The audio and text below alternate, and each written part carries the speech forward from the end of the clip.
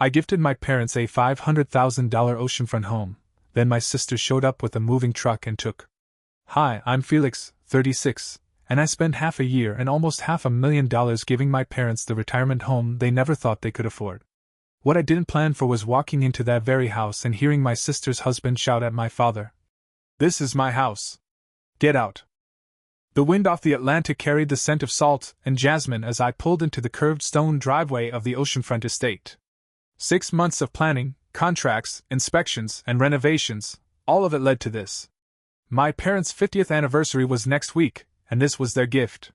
A 2-acre slice of seaside heaven, wraparound porches, vaulted ceilings, glass walls that gave you front row seats to every sunrise. And it was perfect. Or it had been. I stepped out of the car, barefoot on purpose.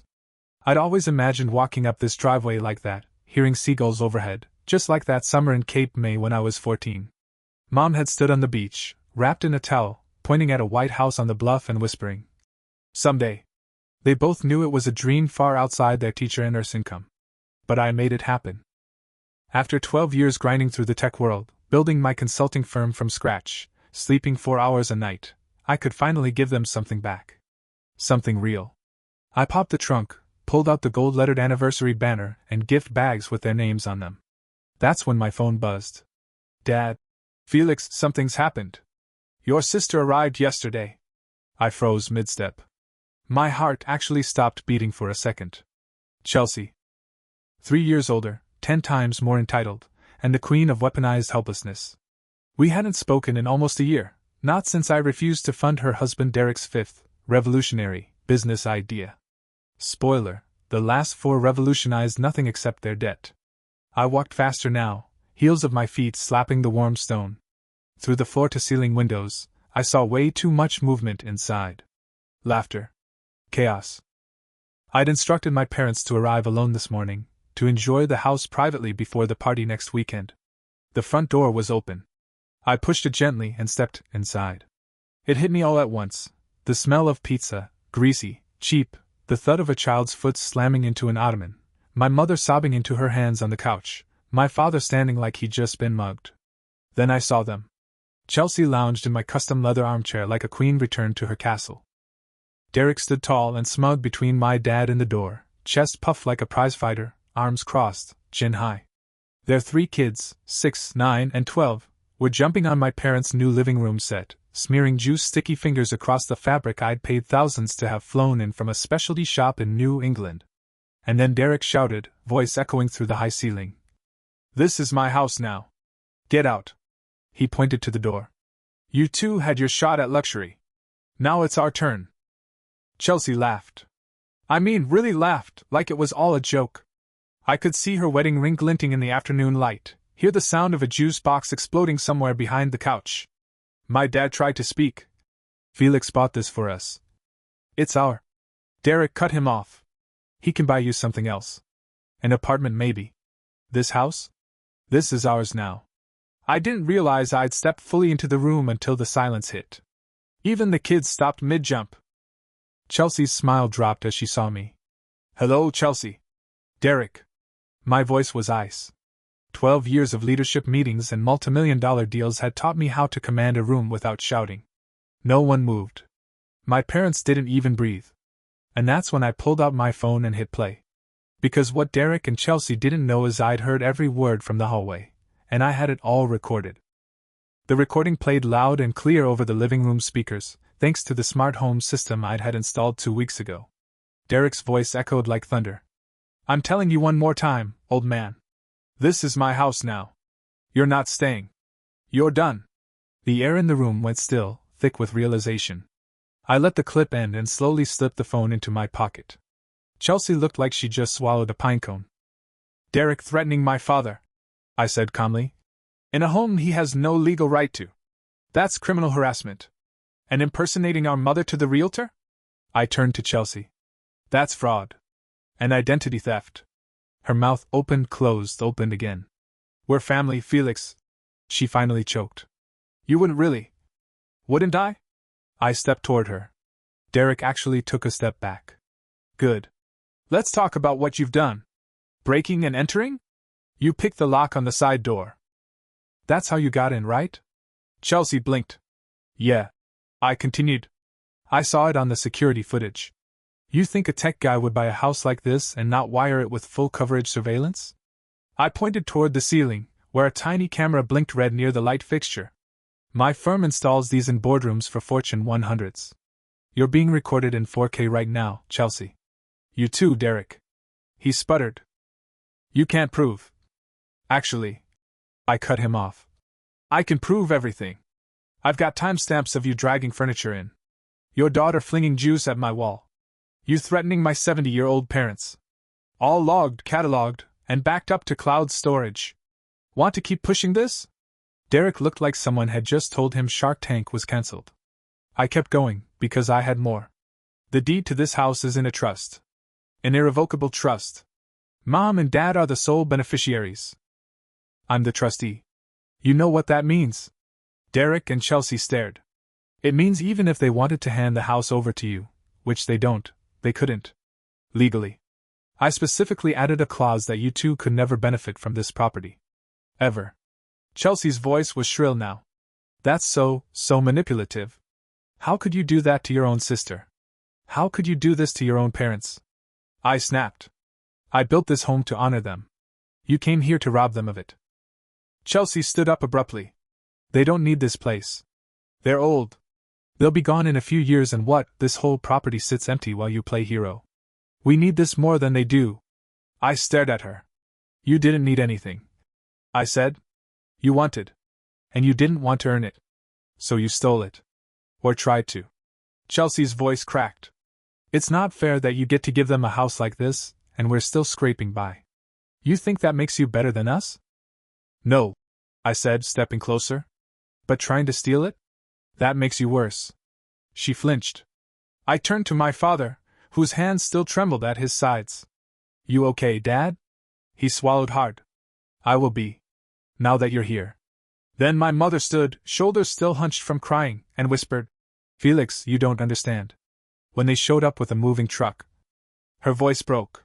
They had all their stuff. They said you knew. They said we were supposed to find another place to live. Derek scoffed. They're overreacting. You told them to get out. I said, turning back to him. On camera. In my house. In front of your children. He opened his mouth. I raised a hand. No more.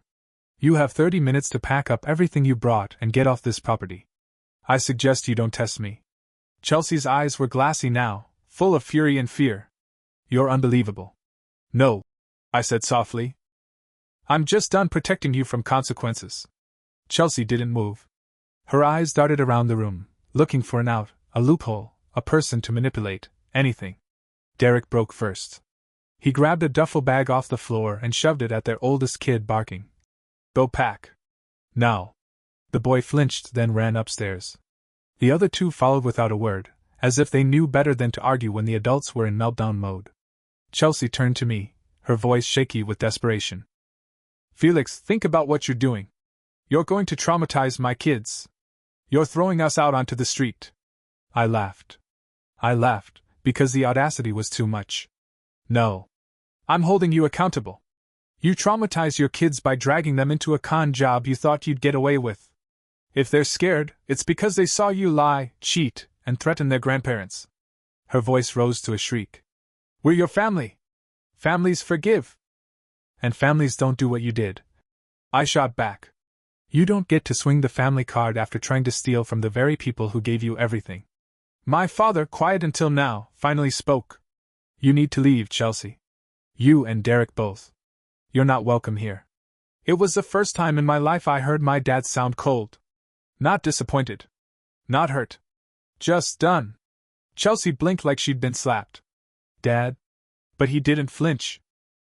I paid your rent when Derek's second business failed. I let you move back in when you defaulted on your car loan. We've bailed you out every time you made a mess. And this is the last straw. Mom nodded slowly, tears still on her cheeks. We were so excited this morning.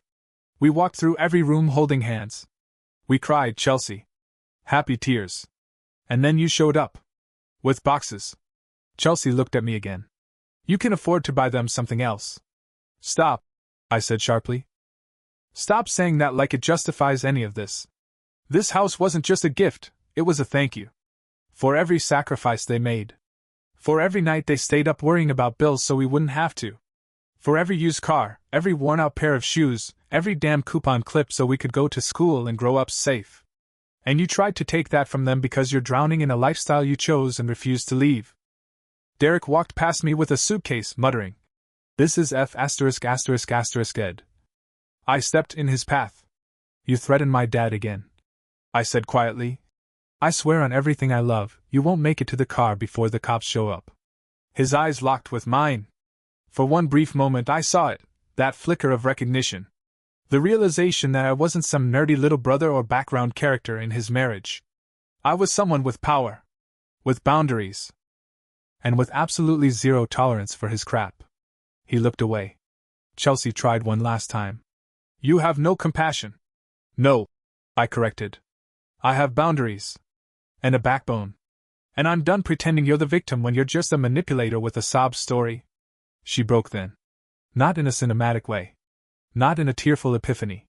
She just sank onto the armchair, limp, defeated, mascara streaked and cheeks red.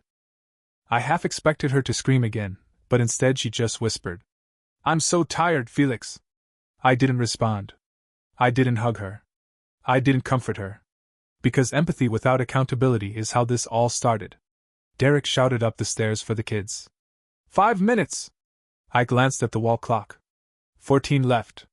Chelsea shot me a venomous look. "You're enjoying this." "No," I said. "But I am going to remember it. So the next time you try to twist the narrative, I'll remember exactly what it took to finally get through to you."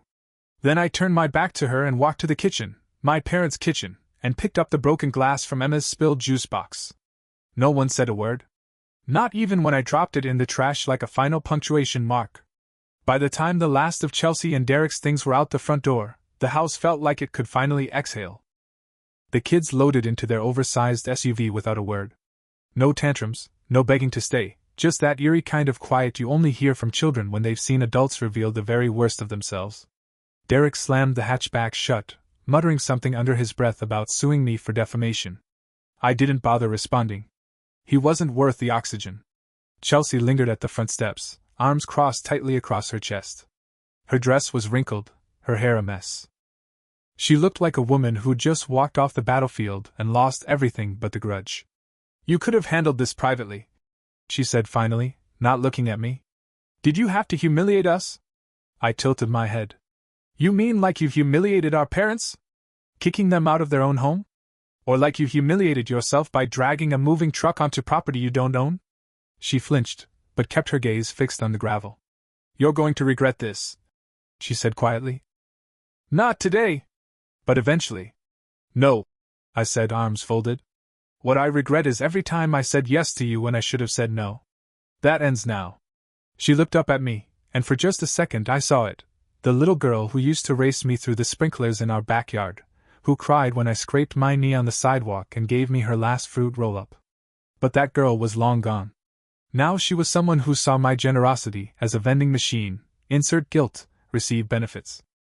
"Don't expect us at the anniversary party," she said coldly. I shrugged. "You're not invited." Derek honked from the car. Chelsea turned to go, then stopped halfway down the steps and called back. "Tell Mom and Dad I said goodbye." "I will," I replied. "I'm sure they'll sleep better knowing that goodbye might actually stick this time." She didn't respond. Just got in the SUV, and a moment later they peeled out of the driveway like a family fleeing the scene of a failed heist. Inside, the house was eerily silent again. Until I turned and saw my parents still sitting together on the couch, hand in hand, as if they were afraid that if they let go, the whole thing might collapse. I walked over and dropped to one knee in front of them. "Are you both okay?" I asked softer now. Mom nodded, though her eyes were red. Dad cleared his throat but didn't speak right away. He looked older. Like the stress of the last 48 hours had aged him 10 years. And maybe it had. "Felix," he said finally, voice hoarse. "I didn't recognize her. Not just what she said, how she looked at us. Like we were in her way." Mom's voice cracked. "She said we were being dramatic. That we'd understand once we saw how happy the kids were." Dad added, "They took our phones." Said we were too emotional and needed to calm down. I clenched my fists. You should have called me sooner. We tried, Mom whispered. But Chelsea kept saying you'd side with us eventually, that we were making things worse. We didn't want to ruin the surprise. You didn't ruin anything, I said. She did. And she's gone now. Dad nodded slowly. But the damage isn't.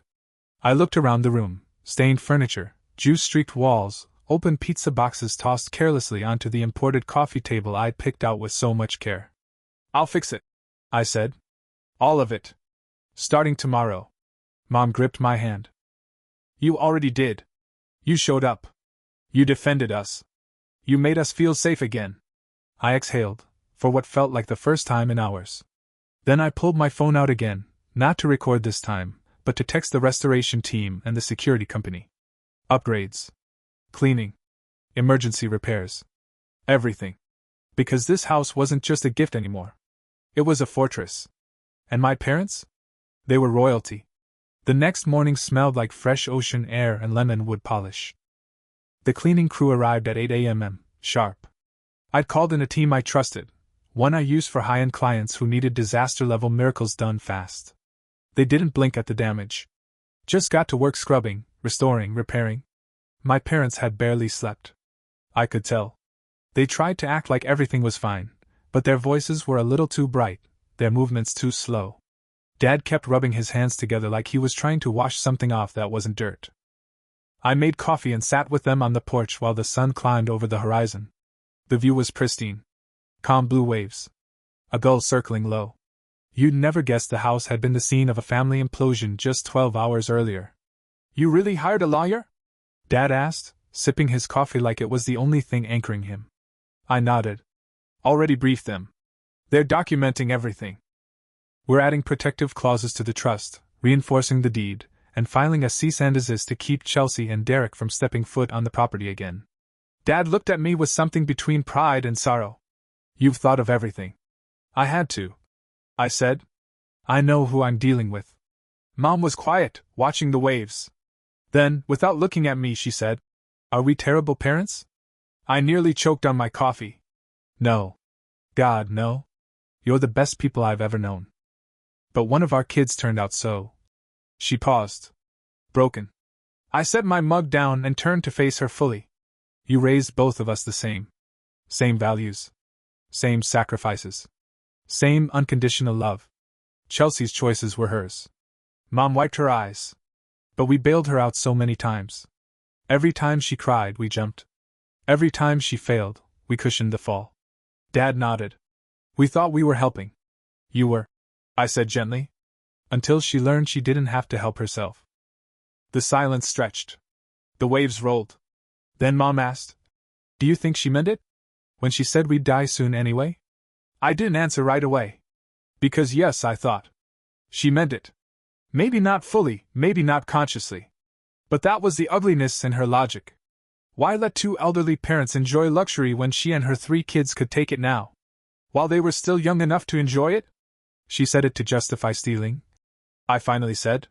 Doesn't mean it's true. And it damn sure doesn't make it okay. Dad leaned back in his chair. This was supposed to be our happy ending. We were going to play Scrabble in the sunroom and eat fish tacos on the porch and finally have a place that felt like a reward for everything. You still will. I promised. Nothing she did changes that. The wind picked up, salty and warm.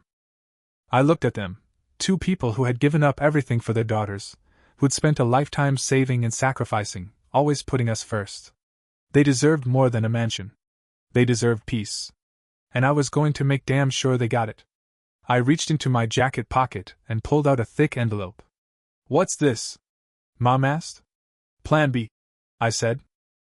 Inside was a full breakdown of the new security system I'd commissioned: automated locks, remote-controlled access, motion sensors on every door and window, and a facial recognition camera system that would alert me the second Chelsea or Derek even stepped onto the property. Also inside, prepaid legal letters. A notarized statement of events. Emergency numbers for the local police. And a copy of the trust agreement, reworded for maximum legal protection. Dad let out a low whistle. You're not playing around. Nope, I said, sipping my coffee again. Because they did play around. And it nearly worked. That afternoon, the restoration crew arrived. The stained wall? Repainted. The upholstery? Deep cleaned and treated.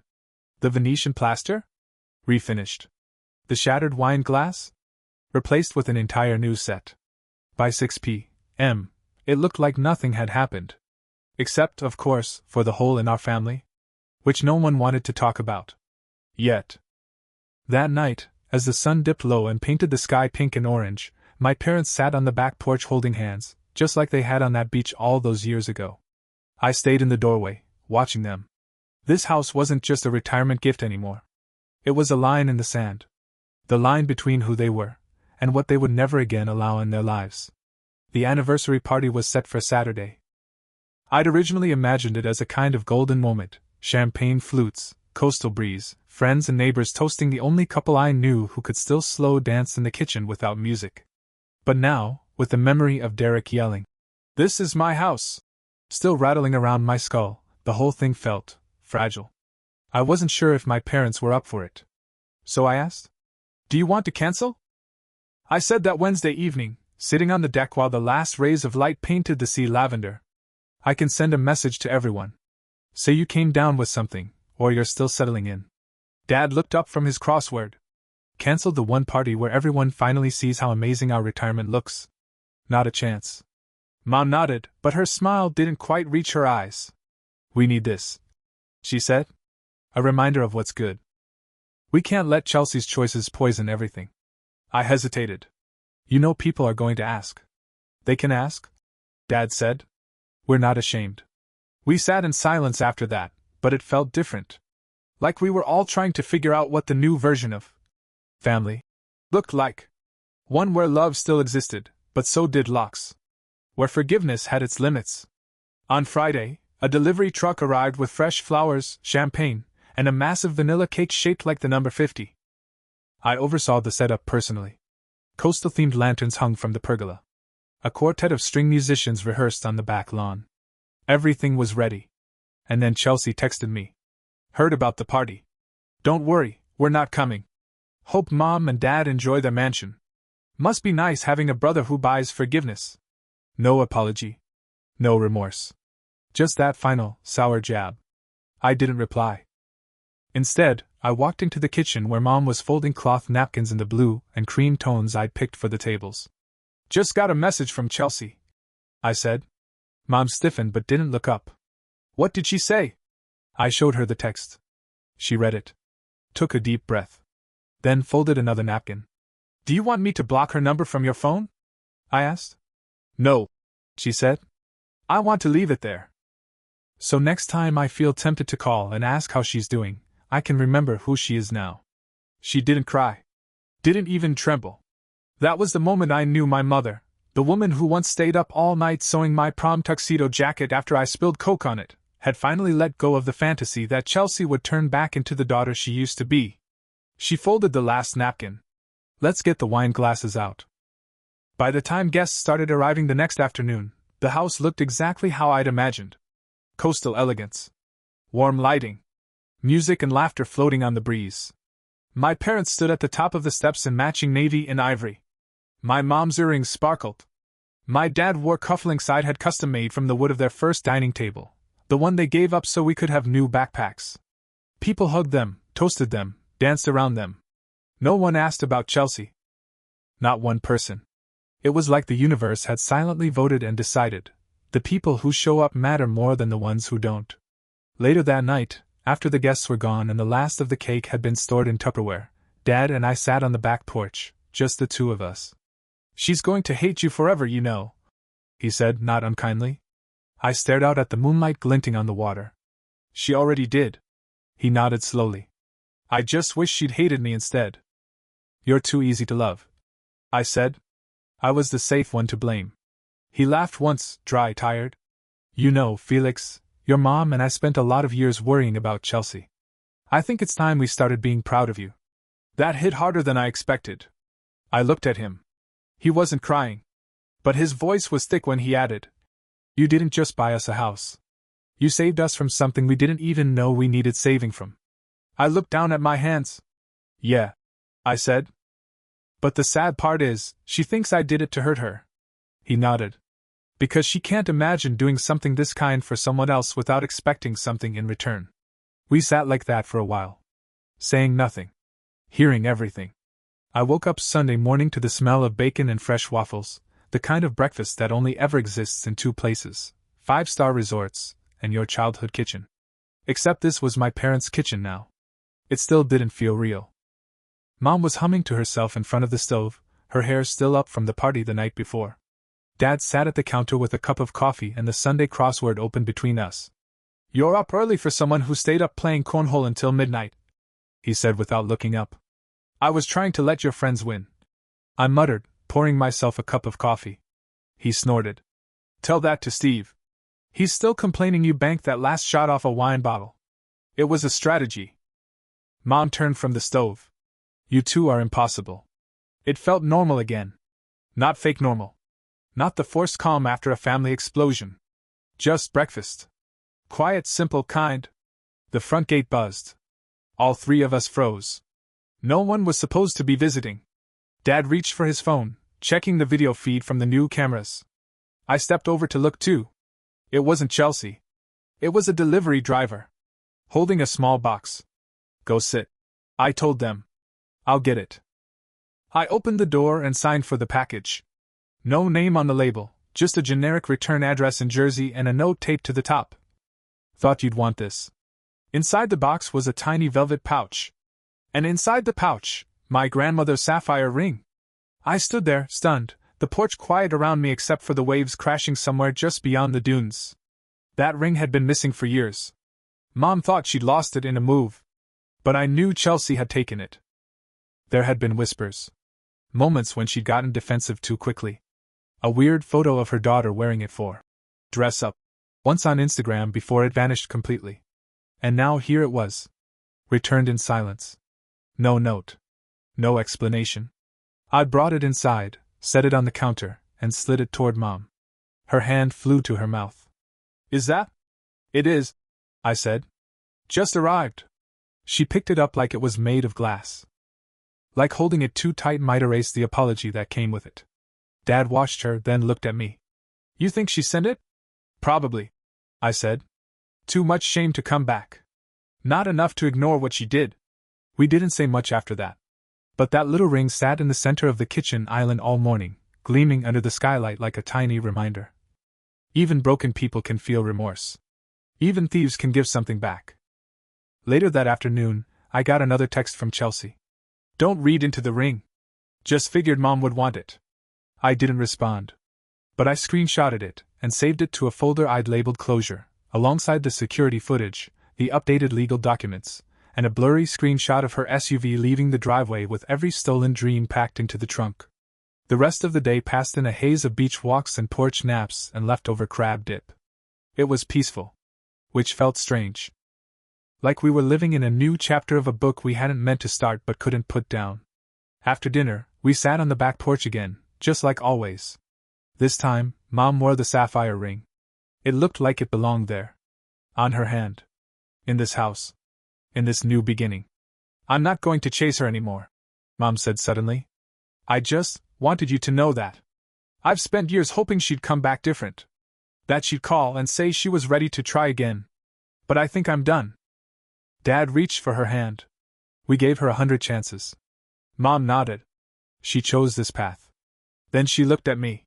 "But you chose us." I didn't know what to say to that. So I just nodded. And watched the sun dip behind the water, turning everything gold. Because sometimes, when someone walks out of your life, it finally makes space for peace to walk in. The phone call came 2 days later. Not from Chelsea. From a social worker. "I'm calling about your sister's family," she said gently. "There's been a situation." I was standing in the middle of the home office I'd designed for Dad, surrounded by bookshelves I had custom-built to fit his overflowing library of historical nonfiction. The room had become my sanctuary since the incident, quiet, light-filled, untouched by the chaos Chelsea left behind. My stomach dropped. "What happened?" The woman on the phone paused. "They've been evicted from their motel. The kids haven't been in school for over a week. The youngest has been missing meals. It was a teacher from their old school who made the report. I sank into the leather desk chair. Where are they now? In a shelter in Newark. Chelsea listed you as her emergency contact in some of their school records. We need to know if there's any family able to assist, even temporarily.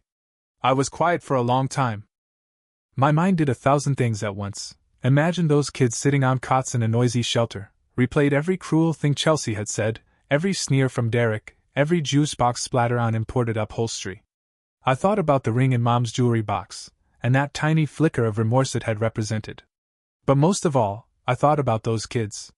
Kids who didn't ask to be part of this mess. Can I come see them? I asked. The woman sounded relieved. Of course. I can meet you there. I didn't tell my parents at first. I needed to see it for myself. I needed to make sure this wasn't another manipulation, another trap. But when I walked into that shelter and saw my niece Emma curled up under a threadbare blanket clutching a juice box like it was gold, I felt something I didn't expect. Grief. Grief for the childhood they'd been denied. Grief for the way Chelsea's selfishness had stolen comfort from 3 innocent people. And for a moment, just one, I forgot every ounce of resentment I had toward my sister. Derek wasn't there. According to the staff, he'd left 2 nights ago after an argument with Chelsea and hadn't returned. I didn't ask questions. I didn't care. Chelsea saw me from across the room. Her face crumpled the second our eyes met. Felix, she whispered. I didn't know who else to call. I didn't think you'd actually. She stopped herself, because even she knew how thin that excuse was. I looked at her. She wasn't wearing designer anything now. Her nails were chipped. Her hair unstyled. She looked like someone who'd been holding back a dam with her hands and was finally too tired to fight the flood. Come with me, I said. She looked up, confused. Where? Outside. We stood under a flickering security light in the cold December air. She crossed her arms, like it might protect her from everything unraveling. I'm not here to punish you, I said. I'm here because your kids don't deserve to suffer for your mistakes. Her eyes filled again. I've lost everything. You lost people, Chelsea. You pushed them away. This didn't happen to you, it happened because of you. I know. Good, I said. Because that's the only reason I'm even considering helping. I need to know you get it. That you're not going to waste what little time those kids have left to salvage a normal childhood. What are you going to do? I looked at her for a long moment. Then I said, You're going to sign temporary guardianship of the kids over to me. Her mouth opened, but I cut her off. I'm not asking. This is the condition. You're unstable. Homeless. No income. They need stability, now. You need to get your life in order before you can even think about parenting again. She didn't answer right away. Then, slowly, she nodded. Okay. And Derek? She looked away. Gone. I wasn't surprised. He'd always been the kind of man who liked the sound of provider but couldn't stomach the work. I'll talk to my lawyer, I said. We'll draw up the documents. Until then, I'll cover the shelter fees and bring supplies. Tomorrow, we'll figure out the next step. Why are you doing this? She whispered. After everything? I didn't answer for a long time. Then I said, Because the cycle ends with me. I left without another word. The next morning, I told Mom and Dad everything. They didn't hesitate. Bring them here, Mom said. Those kids are family. They didn't do anything wrong. And just like that, our house expanded. Not just in size, but in purpose. Because sometimes redemption doesn't come in apologies. It comes in guardianship paperwork and extra bunk beds. And a front porch light that stays on, not for the ones who ran, but for the ones too small to know they were left behind. The kids moved in that Friday. We'd rushed to prepare. Mom redecorated the guest rooms into makeshift kid havens, transforming minimalist beach chic into cozy chaos with superhero sheets, string lights, and bins of donated toys. Dad converted his study into a quiet homework nook, complete with a new set of colored pencils and a globe that spun when you touched it. I handled the logistics, guardianship paperwork, school transfers, medical records. Every time a receptionist raised an eyebrow at Uncle, instead of Father, I just smiled and said, We're family. That's enough. And for the first time in weeks, Chelsea didn't fight me on anything. She signed everything. Showed up to meetings on time. Didn't argue. Didn't beg. It was as if losing her kids, not temporarily, not in some dramatized way, but in the cold, official language of the court system, had finally shattered whatever delusion she'd been living in. The day the kids arrived, Emma ran through the front door and yelled, "This is our house now!" It hit me like a gut punch. Not because she meant anything cruel, but because I remembered the last time I heard that sentence echo through these walls. Derek, full of ego. Emma, full of wonder. Same words. Two entirely different meanings. Mom knelt down and opened her arms. "Sweetheart," she said, "this is your home. For as long as you need it." The middle one, Jackson, looked around and whispered, "Are we allowed to touch stuff?" Dad laughed, this deep warm chuckle I hadn't heard in weeks. "Buddy, you can jump on stuff." Jackson's eyes lit up. "Really?" "No," I added quickly, raising an eyebrow. "But we've got a trampoline in the garage. Help me set it up and I'll pretend you can fly." That night, we had grilled cheese and tomato soup on the porch. Not lobster bisque. Not scallop ceviche with shaved fennel. Just grilled cheese. Because that's what the kids asked for, and that's what felt right. After dinner, I tucked Emma in. She clutched a stuffed bear that still smelled faintly like motel sheets. I sat at the edge of the bed and brushed her hair away from her face.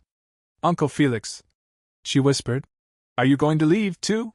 I felt it, deep in my chest, that ache that only comes from trying to repair something you didn't break.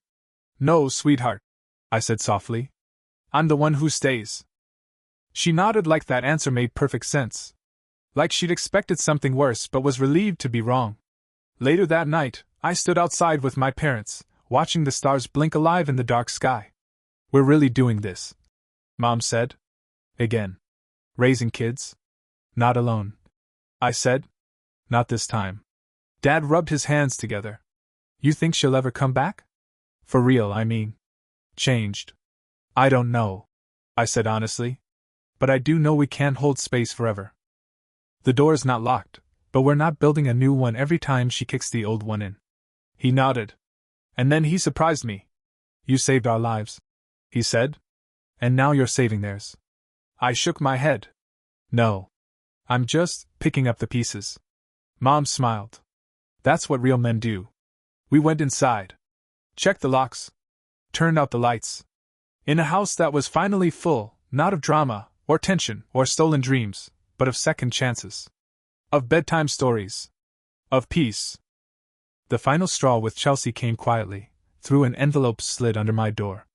2 weeks after the kids moved in, after routines were established, after laughter returned to the halls and crayon drawings began appearing on the fridge next to photos of my parents in high school, I found it one morning. No knock. No text. Just a plain, unmarked envelope. Inside, a letter. Handwritten.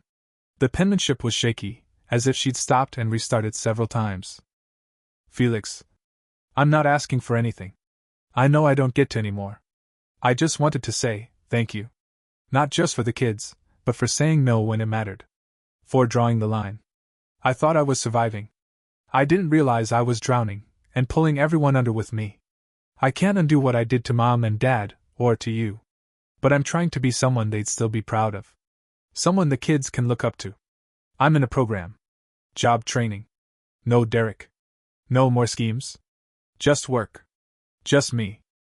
I don't expect forgiveness. I just wanted you to know I'm trying. Tell Mom and Dad. Actually, no. Don't tell them anything yet. I want to show them. See. I reread it 3 times before folding it and sliding it into my desk drawer. I didn't tell Mom and Dad. Not yet.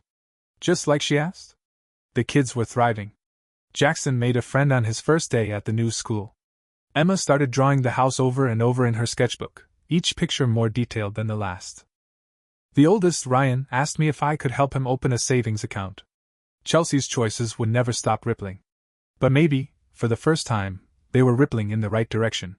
One evening, as I stood on the back deck watching the sun sink into the sea, Jackson joined me. He didn't say anything at first. Just stood there in his socks, holding a bowl of pretzels.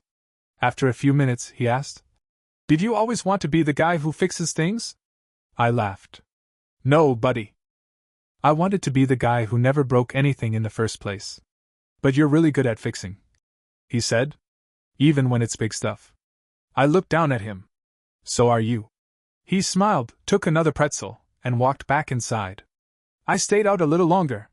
Because the truth is, I didn't fix everything. I couldn't. But I showed up. When it counted. When the people I loved needed it most. And sometimes that's the difference between a house and a home. Not the marble counters. Not the ocean view.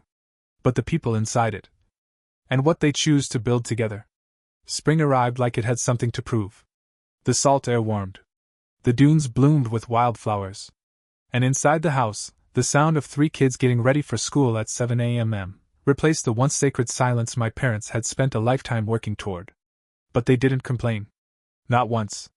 In fact, I caught Dad teaching Ryan how to tie a tie for a mock debate at school. Mom was baking again, actual cookies, not her usual low-sugar muffins with the texture of drywall. And every Friday, they insisted on family movie night, complete with popcorn and blankets and a fierce veto power over anything animated involving talking animals. This house feels younger, Mom said one afternoon, standing in the kitchen with a tray of lemon bars. That's because it has a second life now, I replied, stealing one while she pretended not to see. We were okay. Better than okay. We were healing. But the weight of Chelsea still hovered, like a storm cloud just over the horizon. Then, on a Tuesday that started like any other, my lawyer called.